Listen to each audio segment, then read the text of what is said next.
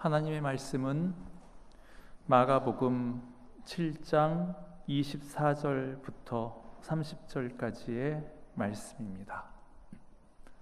마가복음 7장 24절부터 30절까지의 말씀을 저와 여러분이 교독하도록 하겠습니다.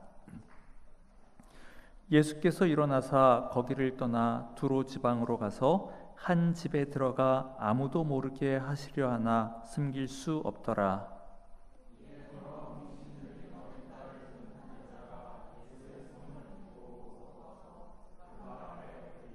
그 여자는 헬라인이요 수로보니게 족속이라. 자기 딸에게서 귀신 쫓아내 주시기를 간구하거늘.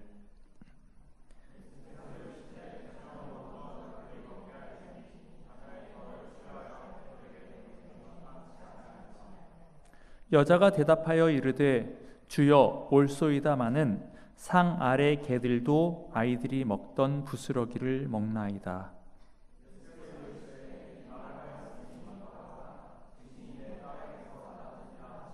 같이 읽겠습니다. 여자가 집에 돌아가 본즉 아이가 침상에 누웠고 귀신이 나갔더라. 아멘.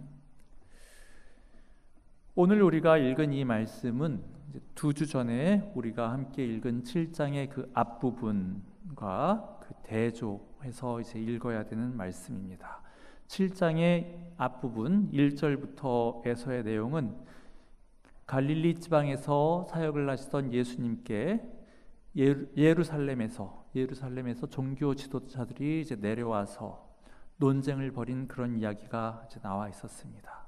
그러니까 바리새인 그리고 서기관들, 소위 그 율법에 대해서, 성경에 대해서 정통하다고 하는 권위가 있는 사람들이 예수와 예수의 그 무리들이 어떠한가 알아보러 이제 내려왔는데 딱 걸렸어요. 예수의 제자들이 손을 씻지 않고 음식에 이제 손을 대는 것을 보고 이제 문제를 삼았습니다. 그것을 일컬어서 이제 정결 논쟁이라고 이렇게 부르는데, 예수님께서는 왜 당신의 제자들은 손도 안 씻고 음식을 먹으려고 합니까? 이것은 구약 율법에 어긋납니다 라고 지적을 하는 그 종교 지도자들을 오히려 꾸짖으셨습니다.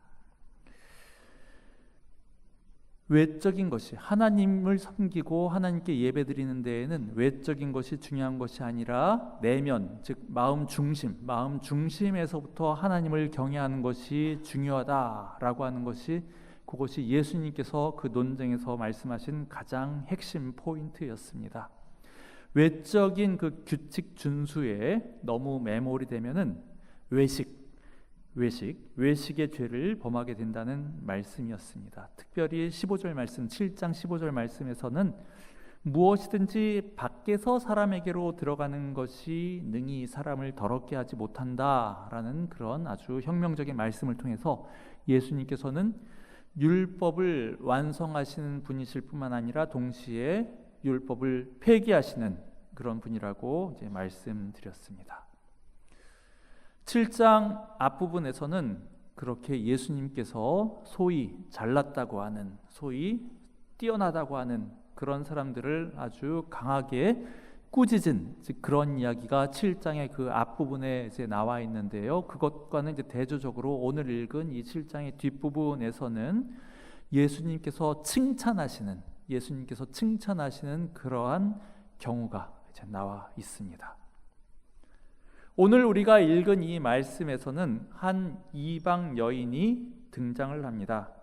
26절 말씀에 따르면 그녀는 헬라 사람이고 수로보니게 족속이라고 합니다. 수로보니게, 성경에는 이제 이렇게 이제 번역이 되었는데 우리한테 조금 더 이제 친숙한 용어로는 그 시리아 그리고 페니키아 사람. 그러니까 그 유대인의 그 관점에서 볼 때에는 그 이방 여인이었습니다.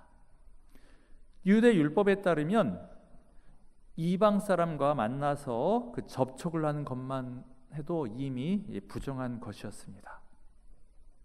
그런데 그 이방 여인에게는 어린 딸이 있었습니다. 그런데 그 딸이 그만 그 더러운 귀신 때문에 시달림을 받고 있었다고 성경에 기록되어 있습니다.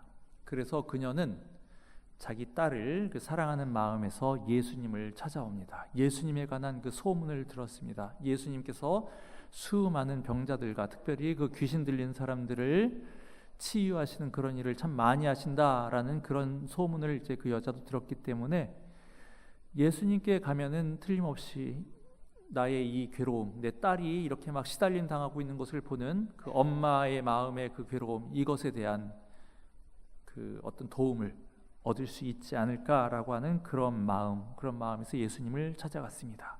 그래서 자기 딸을 괴롭히는 그 귀신을 쫓아내달라는 부탁을 예수님께 하였습니다. 그런데 예수님의 그 반응이 의외였습니다.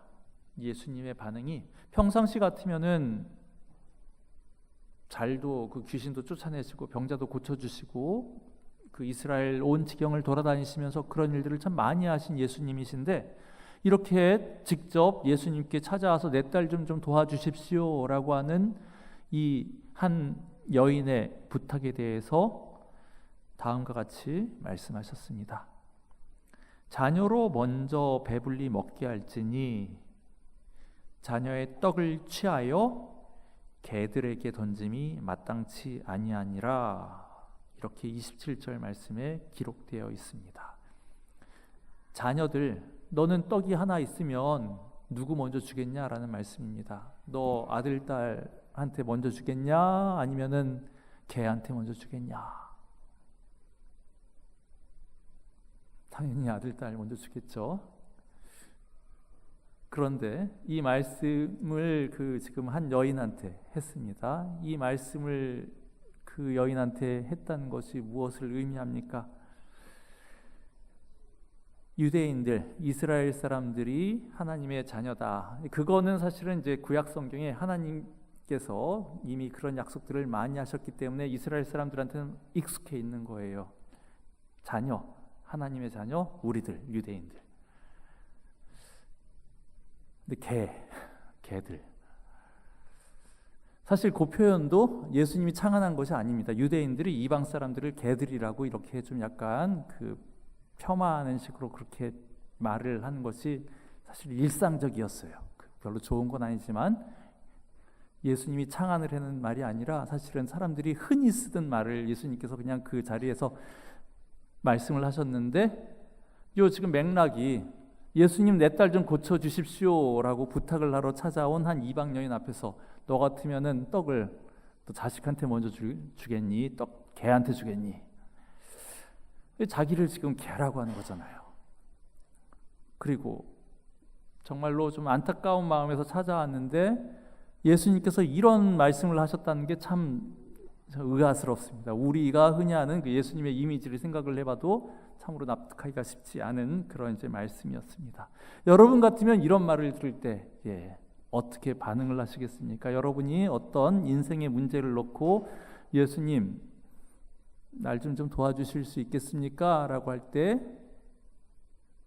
내가 왜 너를 도와줘야 되니? 너 얼마나 나를 사랑했어? 얼마나 나를 위해서 충성했어? 라고 하면서 괜히 약간 좀 나를 좀 평가절하한다든지 심지어 개라는 이런 표현 같은 걸 써가면서 굉장히 좀 기분 나쁘게 그렇게 말씀을 하신다면 여러분 같으면 어떻게 하시겠어요?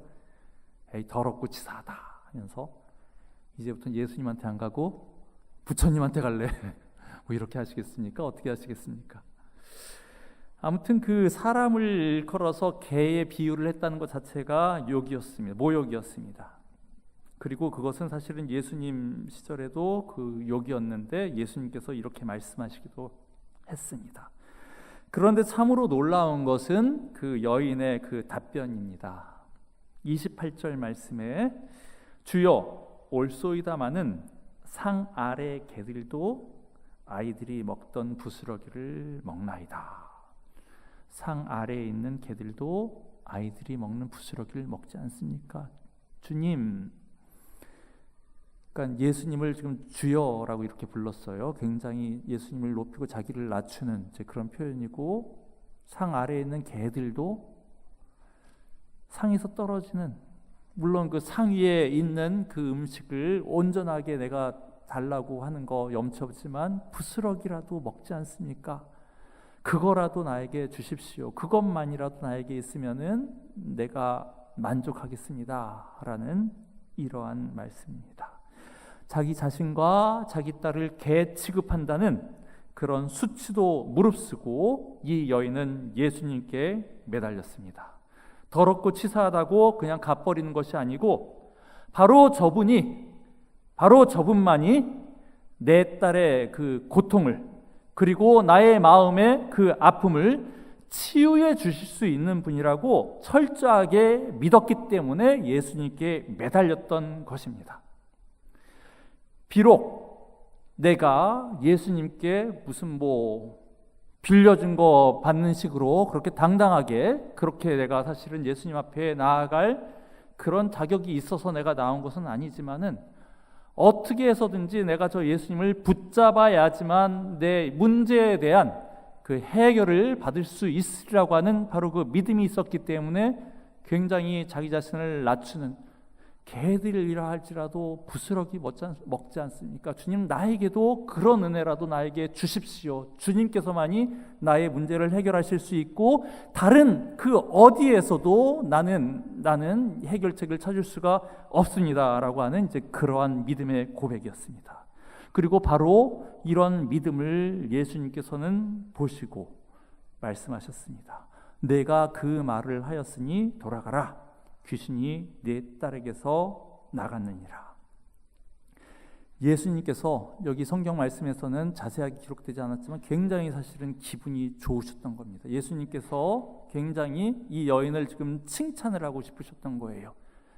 저 종교 지도자들은 자기 잘났다고 하면서 자기가 갖고 있는 그 기준을 가지고 사람들을 막 평가하는데 그것은 제대로 된 것이 아니고 도리어 사람들이 높게 평가하지 않았던 이 이방 여인에게서 진짜로 하나님께서 기뻐하실 만한 그러한 믿음을 주님께서는 발견하셨기 때문에 주님께서는 굉장히 사실은 기뻐하시고 이 여인을 칭찬하셨습니다. 말로는 지금 굉장히 무슨 개, 부스러기 이런 표현들이 나오게 그렇게 되었지만은 예수님 마음에 사실은 아주 쏙 들었던 이 여인의 모습이었습니다. 오늘 이 말씀을 통해서 우리가 받기 원하는 교훈은 아주 간단 명료한 것입니다. 주님께 매달려야 한다는 것입니다. 왜냐하면 모든 치유의 광선이 바로 주님으로부터 나오기 때문입니다. 여기서 치유라고 말씀을 드렸는데요, 그 말이 뜻하는 것은 모든 상처의 회복입니다. 우리가 지난 주간 수련회를 통해서 그 복음에 대해서 묵상을 했었는데 우리를 누르고 있는 모든 고통과 죄짐, 그리고 우리의 건강의 문제라든지 우리의 인생살이의 문제라든지 그 모든 문제들은 다 죽음의 증상입니다. 그리고 그 죽음을 극복하는 그 힘이 바로 주님으로부터 나오고 바로 그것이 복음이라고 그렇게 말씀을 드렸습니다.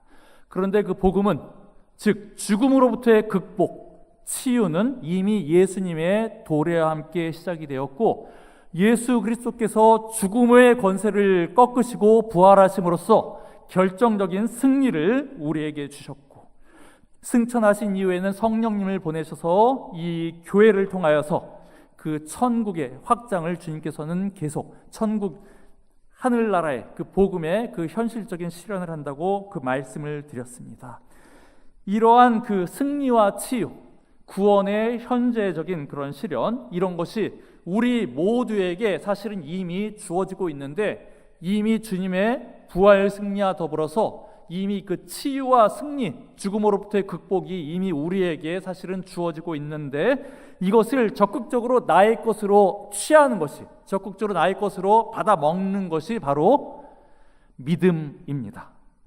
그것이 바로 믿음, 바로 주님의 승리를 그것이 바로 또한 나를 위한 것이다 라고 이렇게 내가 받아들이는 것이 바로 믿음입니다. 바로 이 여인의 믿음, 주님께서는 승리를 이미 하셨지 않습니까? 그 승리 나에게 주십시오.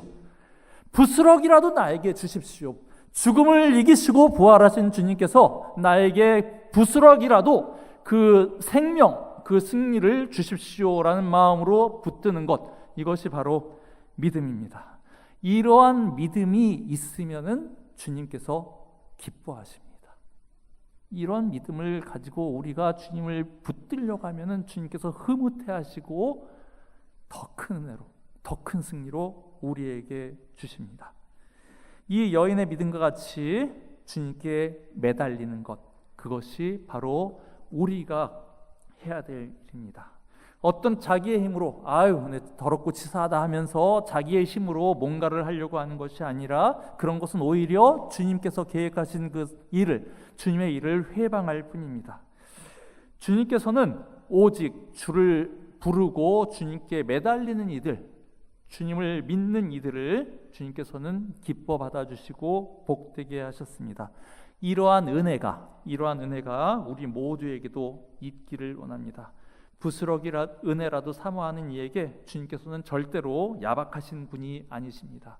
우리가 갖고 있는 여러 가지, 우리가 지금 안고 있는 여러 가지 문제들, 여러 가지 무거운 짐들, 그런 것들을 다 주님 앞에 낱낱이 내어놓고 주님께, 주님, 나의 이 무거운 짐 주님 받아주십시오, 해결하여 주십시오, 치유하여 주십시오라고 그렇게 부르짖는 그 간절한 호소를 주님께서는 들으시고 회복의 은혜를 주실 것입니다.